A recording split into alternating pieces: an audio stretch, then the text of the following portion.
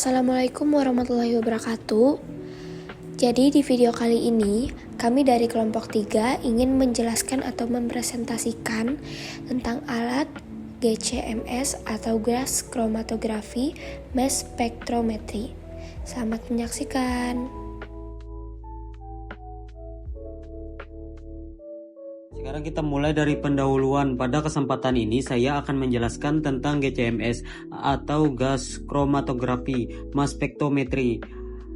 Alat ini digunakan untuk menganalisis suatu sampel agar kita mengetahui senyawa apa saja yang ada di dalamnya. GCMS merupakan gabungan dari dua teknik, yaitu gas chromatography dan mass spectrometry. Bagian GC berfungsi untuk memisahkan senyawa yang ada di dalam sampel berdasarkan sifatnya. Jadi, campuran senyawa akan dipisahkan satu persatu terlebih dahulu. Setelah itu, senyawa yang sudah dipisahkan akan masuk ke bagian MS. Fungsi MS adalah mengidentifikasi atau mengenali jenis senyawa berdasarkan massa molekulnya, sehingga kita bisa mengetahui senyawa tersebut dengan lebih akurat. Kelebihan GCMS adalah memiliki sensitivitas dan selektivitas yang tinggi, sehingga mampu mendeteksi senyawa meskipun jumlahnya sangat sedikit karena hasilnya akurat. GCMS banyak digunakan di berbagai bidang seperti farmasi, industri, makanan, lingkungan, forensik, dan penelitian untuk mengetahui komposisi kimia suatu sampel. Jadi, yang selanjutnya tahapan kerja GCMS. Yang pertama, injeksi sampel. Sampel dimasukkan ke dalam alat melalui injektor, kemudian dipanaskan hingga berubah menjadi uap. Yang kedua, pemisahan oleh kromatografi gas. Uap sampel dibawa oleh gas pembawa, helium atau nitrogen, melewati kolom kromatografi. Setiap senyawa bergerak dengan kecepatan berbeda berdasarkan titik didih, volatilitas, dan interaksinya dengan fase diam kolom, sehingga terpisah satu persatu. Yang ketiga, ionisasi pada spektrometer massa. Senyawa yang keluar dari kolom GC masuk ke ruang ionisasi, kemudian diubah menjadi ion-ion bermuatan melalui proses ionisasi. Yang keempat, pemisahan ion. Ion-ion dipisahkan berdasarkan rasio massa terhadap muatan menggunakan penganalisisan massa. Dan yang terakhir, deteksi dan identifikasi. Jadi, ion yang telah dipisahkan dideteksi oleh detektor. Komputer menghasilkan spektrum massa yang digunakan untuk mengidentifikasi jenis senyawa dan menentukan kadar dalam sampel. Baik, di sini saya akan membahas bagian-bagian alat GCMS. Yang pertama, sistem gas pembawa. Mengalirkan sampel melalui kolom kromatografi. Gas umum, helium, nitrogen atau hidrogen. Terdiri dari tabung gas, regulator tekanan, dan pengontrol laju alir. Gas harus stabil dan bebas kontaminan untuk hasil akurat. Kedua, injektor. Tempat sampel dimasukkan ke dalam alat, sampel cair diuapkan cepat pada suhu tinggi menjadi gas. Uap sampel dibawa gas pembawa menuju kolom kromatografi. Ketiga, kolom kromatografi memisahkan komponen dalam campuran sampel. Setiap senyawa berinteraksi berbeda dengan fase diam. Waktu retensi berbeda. Umumnya, kolom kapiler silika dengan lapisan fase diam tertentu. Dan keempat, open kolom mengatur dan mempertahankan suhu kolom. Suhu tepat pemisahan lebih efektif dan cepat. Program suhu ditingkatkan bertahap sesuai sampel. Kelima, antarmuka. Menghubungkan GC dengan MS, mentransfer senyawa dari kolom GCMS tanpa GC kehilangan komponen. Menjaga perbedaan tekanan antara GC dan MS. Keenam, sumber ion. Bagian pertama pada MS mengubah molekul menjadi ion. Metode umum electron ionization atau chemical ionization. Ion yang terbentuk diarahkan ke penganalisis massa. 7. Penganalisis massa. Memisahkan ion berdasarkan rasio massa terhadap muatan. Jenis paling umum quadrupole mass analyzer. Hasil pemisahan digunakan untuk identifikasi senyawa secara spesifik. 8. Detektor. Menangkap ion dari penganalisis massa dan mengubahnya menjadi sinyal listrik. Intensitas sinyal menunjukkan jumlah ion yang terdeteksi membentuk spektrum massa.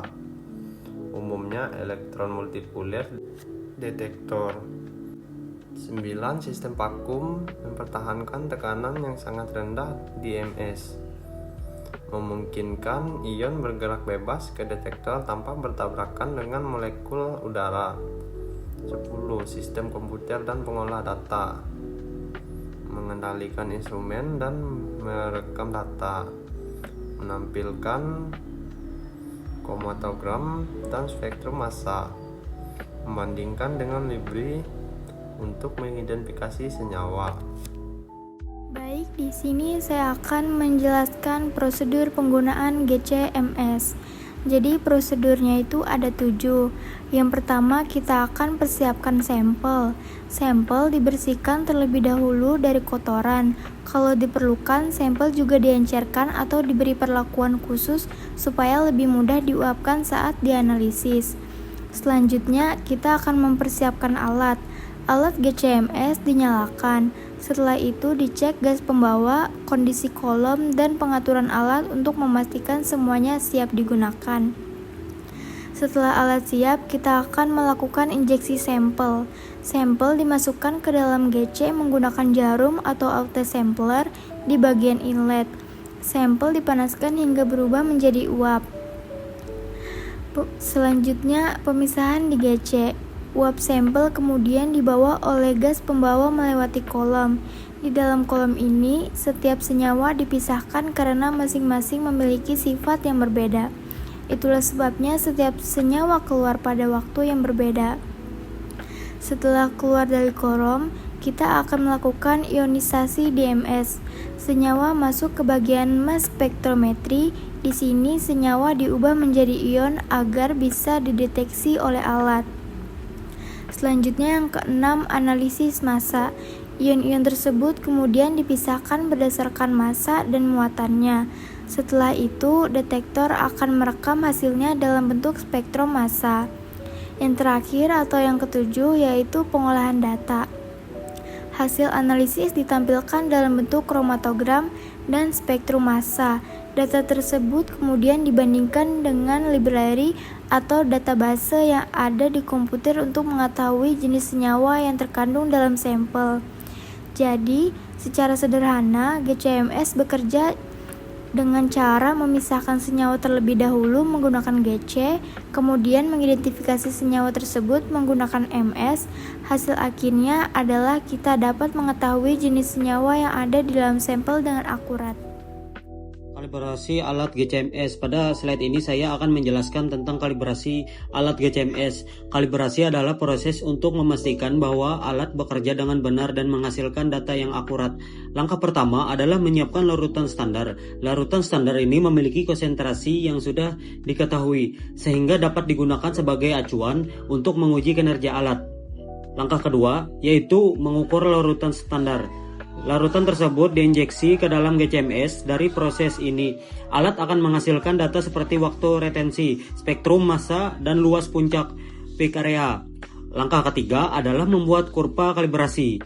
Kurva ini menunjukkan hubungan antara konsentrasi larutan standar dengan respon alat.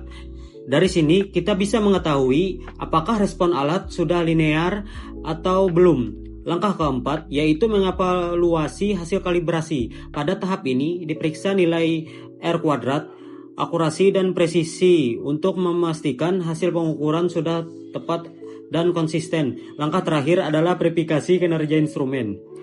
Kalibrasi dilakukan secara berkala agar GCMS tetap bekerja dengan baik dan hasil analisis yang diperoleh tetap valid. Selanjutnya, di slide ini akan membahas tentang maintenance atau perawatan alat dari GCMS. Perawatan ini sangat penting karena GCMS merupakan instrumen yang cukup sensitif. Jika tidak dirawat dengan baik, maka hasil analisisnya bisa menjadi kurang akurat atau bahkan alatnya akan mengalami kerusakan. Hal pertama yang perlu dilakukan adalah menjaga kebersihan alat.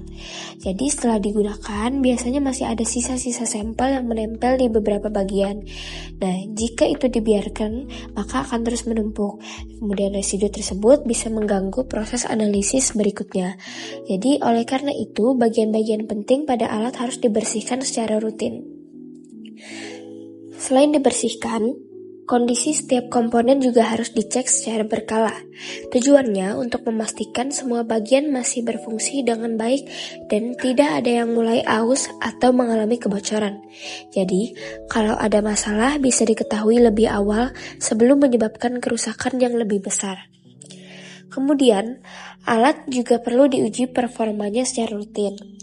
Nah, hal ini dilakukan untuk memastikan bahwa hasil yang diperoleh tetap akurat dan juga konsisten setiap kali akan digunakan. Jika begitu, maka data yang dihasilkan bisa dipercaya. Selanjutnya, setiap kegiatan perawatan harus didokumentasikan. Jadi, semua riwayat seperti kapan alat dibersihkan, diperiksa, atau ada komponen yang diganti, itu harus dicatat dengan rapi. Jadi catatan ini akan sangat membantu saat melakukan evaluasi ataupun jika suatu saat terjadi kendala pada alat. Terakhir, perawatan sebaiknya dilakukan secara terjadwal, bukan hanya saat alat mengalami kerusakan. Tapi, dengan melakukan perawatan secara berkala sesuai prosedur, maka GCMS bisa lebih lama, kemudian risiko kerusakan dapat dikurangi, dan alat selalu siap digunakan kapanpun diperlukan. Sebagai kesimpulan, GCMS merupakan salah satu instrumen analisis yang memiliki peran sangat penting karena mampu memisahkan sekaligus mengidentifikasi senyawa dengan tingkat ketelitian yang tinggi. Oleh karena itu, alat ini banyak dimanfaatkan di berbagai bidang, mulai dari penelitian, industri pangan, farmasi, hingga analisis lingkungan dan forensik. Namun, kecanggihan alat saja tidak cukup. Agar hasil analisis tetap akurat dan juga dapat dipercaya, GCMS harus digunakan sesuai prosedur, dikalibrasi secara berkala, serta mendapatkan perawatan rutin. Dengan begitu, performa alat akan tetap optimal dan risiko terjadinya kesalahan analisis maupun kerusakan alat dapat diminimalkan. Jadi, dapat disimpulkan bahwa keberhasilan suatu analisis menggunakan GCMS tidak hanya bergantung pada teknologinya, tetapi juga pada bagaimana alat tersebut dirawat dan dioperasikan dengan benar. Dengan penerapan prosedur yang baik, GCMS akan terus menghasilkan data yang valid, kemudian presisi, dan juga dapat dijadikan dasar dalam pengambilan keputusan ilmiah. Sekian pemaparan mengenai gas kromatografi mass spektrofotometri atau GCMS. Terima kasih atas perhatian Ibu dan juga teman-teman yang telah menonton video ini. Berikut adalah daftar pustaka yang kami gunakan untuk membuat materi mengenai alat GCMS.